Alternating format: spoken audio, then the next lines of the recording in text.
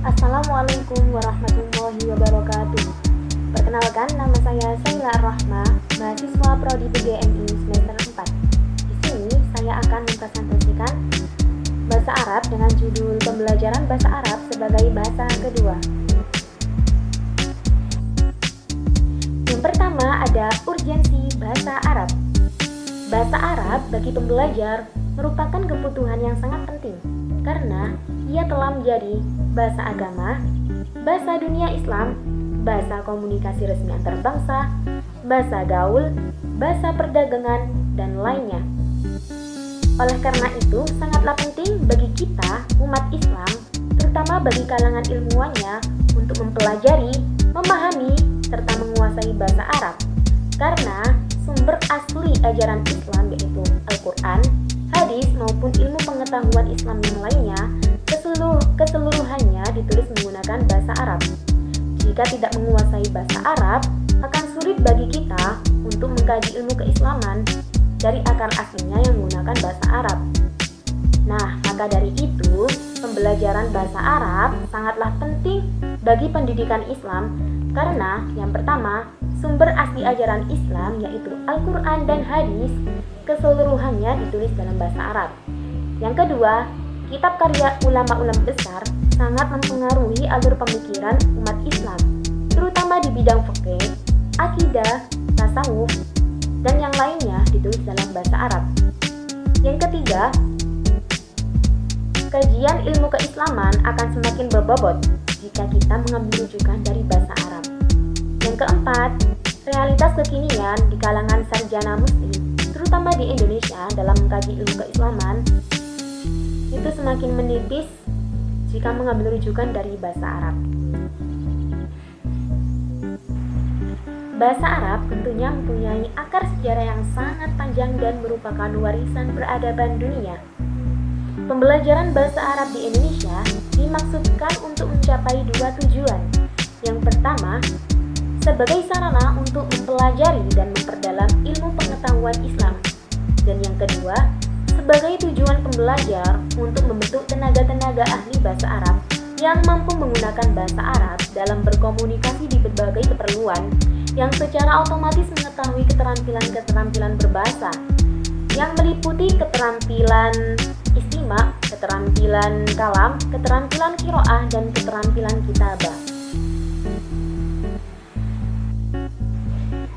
Pada awalnya, pembelajaran bahasa Arab di Indonesia hanya sebatas kepentingan untuk menyempurnakan bacaan-bacaan Al-Quran yang kita ketahui bahwasanya bacaan Al-Quran ini ditulis menggunakan bahasa Arab.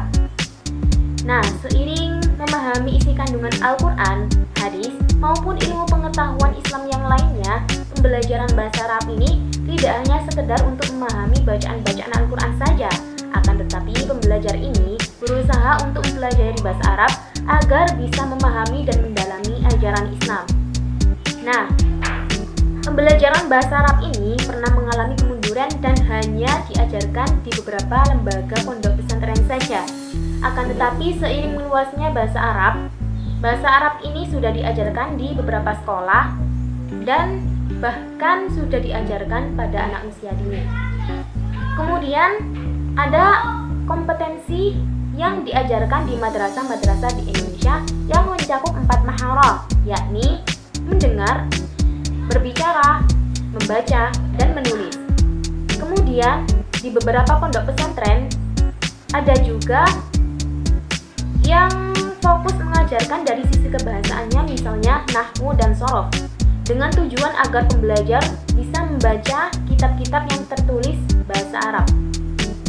Kemudian di perguruan tinggi Islam, bahasa Arab ini merupakan mata kuliah wajib yang wajib diajarkan kepada mahasiswa semester awal dan memiliki sertifikat yang bernama TOEFL.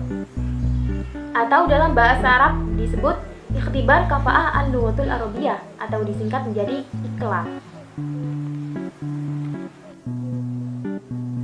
Proses pembelajaran bahasa Arab melibatkan beberapa aspek, di antaranya adalah pendekatan pembelajaran, metode pembelajaran, strategi pembelajaran, teknik pembelajaran, evaluasi pembelajaran, dan yang terakhir adalah pelaksanaan pembelajaran. Berikut ini adalah beberapa aspek dalam proses pembelajaran. Yang pertama ada pendekatan pembelajaran. Nah, agar sebuah proses pembelajaran dapat berjalan secara efektif, seorang guru dituntut untuk menerapkan berbagai macam pendekatan-pendekatan yang tepat kepada peserta didik guna peserta didik itu memperoleh pengalaman belajar yang lebih optimal lagi.